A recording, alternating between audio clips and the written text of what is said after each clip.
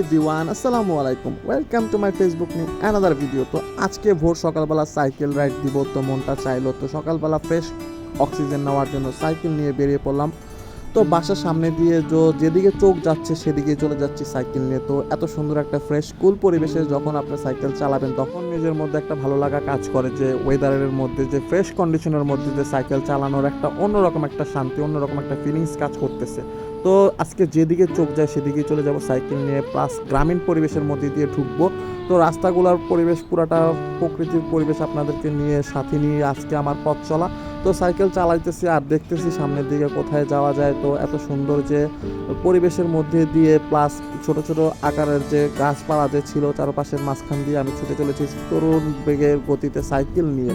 তো সকালবেলা ভোরবেলা সাইকেল চালানোর একটা অন্যরকম একটা মজা হচ্ছে, যে সকালবেলার যে ফ্রেশ কন্ডিশনের বাতাসটা, যে ফিলিংসটা ছিল খুব একদম স্মুথলি। তো ফ্রেশ অক্সিজেন নিতেছি আর সাইকেল চালিয়ে সামনের দিকে যাইতেছি। আর ওই যে দেখেন যে আমার পাশে দিয়ে ছোট্ট একটি লেকের মতো, তো তো এত সুন্দর করে যে সবুজের সমারোহ ভরা আমাদের এই সবুজ বাংলাদেশ ঘেরা।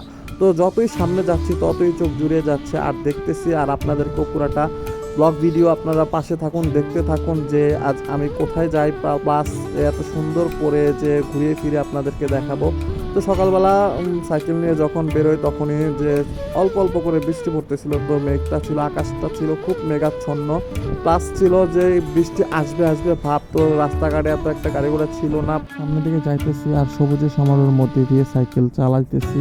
আর সকালবেলা এত একটা গাড়ি ঘোড়া ছিল না, প্লাস যে রাস্তাঘাটের পরিবেশটা বৃষ্টি হয়ে গিয়েছে, তো রাস্তাটা পুরো ভিজা ছিল, প্লাস ধুলামালিও কোনো একটা ছিল না। তো সামনের দিকে যাইতেছি আর যতই যাইতেছি ততই মনটা পুরো জুড়িয়ে যাচ্ছে। তো সাইকেল চালিয়ে যে একটা শারীরিক একটা ব্যায়াম হয়, প্লাস যে সাইকেল চালালে যে শরীরের যে রক্ত চলাচলগুলা খুব সুন্দরভাবে সতেজ থাকে, ওঠানামা করে, বা শরীরের যে একটা কায়িক শ্রম হয়, তাহলে আমাদের প্রত্যেকেরই উচিত যে সকালবেলা ঘুম থেকে উঠে কিছু এক্সারসাইজ করা প্লাস ব্যায়াম করা, তাহলে শরীর স্বাস্থ্য ও মন দুটোটাই ভালো থাকবে। সবুজের সমারোহ ঘেরা আমাদের এই সুজলা সুফলা আমাদের বাংলাদেশের মধ্যে আমাদের প্রত্যেকেরই উচিত যে রাস্তার পাশে ছোট্ট ছোট্ট করে গাছ লাগানো, তাহলে আমাদের যে রাস্তার যে যে ফ্রেশ অক্সিজেনগুলা যে মানুষ পাবে, তারপর মানুষের দোয়া করবে আপনার জন্য। তো সামনের দিকে যাওয়ার পর যে হঠাৎ মনে পড়লো যে এত সুন্দর যে মনোরম পরিবেশের দিয়ে সকালবেলা যে সাইকেল চালানোর যে একটা অন্যরকম একটা ফিলিংস বা অন্যরকম একটা হাঁটতে বা সাইকেল চালাইতে অন্যরকম একটা জিনিস ভালো লাগার মতো পরিবেশ। তো এটা বলতেছি আর সামনের দিকে যাইতেছি। তো যতই তো দূরে যাচ্ছে ততই দেখতেছি রাস্তা আর শেষ হয় না। তো বলতে বলতে বাপাসের রাস্তা দিয়ে চলে আসলাম নোয়াপাড়া রফিক মিরপুর বাড়ি হতে কার্তিকপুর পর্যন্ত যে নতুন রাস্তাটা করছে। তো এটা ছিল কার্তিকপুরের রাস্তা। তো পুরাটা ছিল রাস্তাটা যে এত সুন্দর, আমার কল্পনার মধ্যে ছিল যে পুরাটা ছিল একটা গ্রামীণ পরিবেশের মধ্যে দিয়ে যে পিচ জ্বালা রাস্তাটা যে যে করছে, যে সত্যি একটা সুন্দর একটা গ্রামীণ ভাব ভাব সৃষ্টি। তো রাস্তাটার কার্তিকপুর এটা ছিল একটা গ্রামের একটা সাইডের এলাকা। তো কার্তিকপুর গ্রামটাও খুব সুন্দর। কার্তিকপুর গ্রামের যে মনোরম পরিবেশ, প্লাস চারদিকে সবুজের সমারোহ ঘেরা, এত সুন্দর করে যে তারা সৃষ্টি করছে, যে এত সুন্দর করে গাছ লাগাইছে, প্লাস যে পুরাটা সবুজে সমারোহ, প্লাস একটা গ্রামীণ ভাইব দেয়। তো সামনের দিকে যাইতেছি, তো আমার চোখে সবার প্রথমে পড়লো যে একটা বড় একটা পুকুরের মতো, প্লাস পুকুরের যে ওয়েদারটা, প্লাস এত সুন্দর দেখেন, এত সুন্দর মনোরম দৃশ্য যদি খালি চোখে সামনাসামনি যদি দেখেন সত্যি ভালো লাগবে। তো এরকম ঘাটলাতে এসে গোসল করতে পারলে সত্যি ভালো লাগতো। তো একদিন পুকুরে এসে গোসল করব। তো এই ভিডিওটা আপনাদেরকে দেখাবো যে গ্রামীণ পরিবেশের মধ্যে দিয়ে গোসল করার অন্য একটা মজা। পুকুরের সাইড দিয়ে দেখতেছি আর ফিলিংস ছিল খুব সুন্দর। তো সুন্দর একটা স্নিগ্ধ মিষ্টি বাতাস আমার গায়ে এসে লেগেছে। এদিক দিয়ে লক্ষ্য করতে থাকুন যে এত সুন্দর যে ভিতরে যতই যাইতেছি ততই গহীন জঙ্গলের মধ্যে চারপাশ দিয়ে গাছগাছালি প্লাস সোজা পিচ ডালা একটা রাস্তা। তো সামনের দিকে যতই যাইতেছি আর দেখতেছি যে মনোরম পরিবেশের মধ্যে দিয়ে সুন্দর ঘেরা আমাদের সবুজের সমারোহে এই সুন্দর কার্তিকপুর গ্রাম। তো এই জিনিসটা দেখুন যে দেখতে না কত রকম একটা ভালো লাগার মতো একটা দৃশ্য। তো যারা যারা প্রবাসে থাকে তারা কিন্তু এসব দৃশ্য দেখতে পারে না, তাদের গ্রামটাকে খুব মিস করে।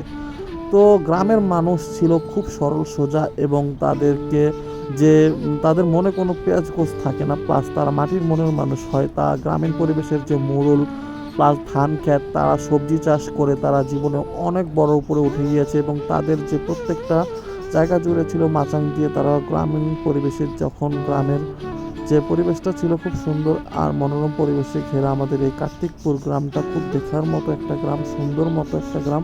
তো চারপাশ দিয়ে ঘুরিয়ে ফিরে দেখতেছি আর গ্রামীণ পরিবেশের অন্যরকম একটা বাতাস, স্নিগ্ধ বাতাস আমি উপলব্ধি করতে পারতেছি যে সত্যি মনোরম দৃশ্যটা।